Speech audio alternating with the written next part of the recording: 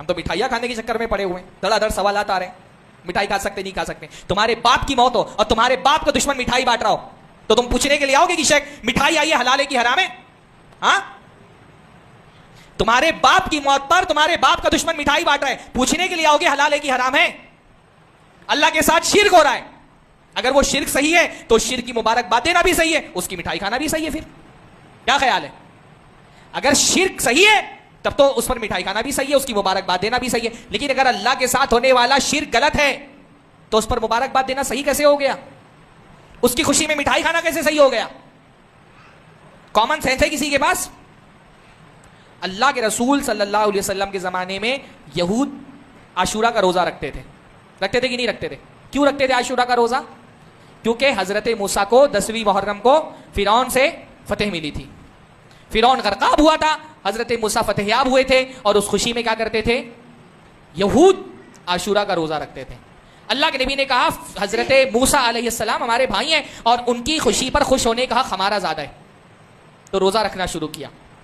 مسلمان روزہ رکھنے لگے, لیکن یہ محسوس ہوا کہ مسلمان بھی روزہ رکھ رہے ہیں, یہودی بھی روزہ رکھ رہے ہیں, ایک ویلڈ سبب سے دونوں روزہ رکھ رہے ہیں, لیکن اس کے باوجود ظاہر میں مشابہت ہو رہی تھی. اللہ کے رسول نے کہا اگلے سال میں زندہ رہا تو میں 2 روزے رکھوں گا تاکہ یہودیوں سے مشابہت نہ ہو. ایک ویلڈ سبب کے تحت ایک عبادت ہو رہی ہے, پر اس عبادت میں بھی کیونکہ کافروں سے مشابہت ہو رہی ہے تو اللہ کے رسول صلی اللہ علیہ وسلم نے کیا فرمایا؟ میں 2 دن روزے رکھوں گا تاکہ ان کی مخالفت ہو.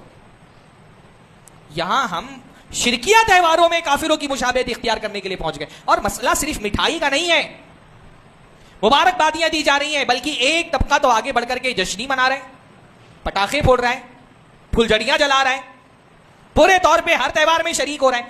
بھائی اللہ تعالیٰ کے ساتھ شرک ہو رہا ہے. اللہ کے بندے تم زبان سے نہیں روک پا رہے, تم ہاتھ سے نہیں روک پا رہے, ٹھیک ہے تم کمزور ہو, آخری درجہ کیا ہے کہ دل میں برا جانتے ہیں نا؟ ہاں, دل میں برا جانتے, یہ آخری درجہ تھا کہ دل میں برا جانتے.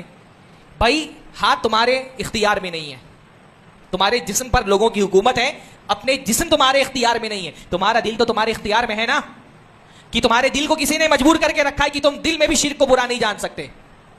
دل میں برا جان لیتے ہاں, لیکن تم تو مبارکبادیاں بانٹ رہے ہو. جس چیز کو انسان دل میں برا سمجھے گا اس پر مبارکبادی دے گا. کس چیز کی مبارکباد دے رہے ہیں آپ بھائی؟ اللہ کے ساتھ شرک ہو رہا ہے, شرک برکت والی چیز ہے. مبارکبادی کا مطلب کیا ہوتا ہے؟ اللہ تعالیٰ خوب برکت دے. کس میں برکت دے بھائی؟ اس کے شرک میں برکت دے. اللہ فلاں تہوار مبارک, فلاں تہوار مبارک, ہیپی فلاں ڈے, ہیپی فلاں ڈے, یہ ہیپی ہونے والی چیز ہے. اللہ کے ساتھ شرک ہو رہا ہے, کم سے کم دل میں تو تکلیف رکھو.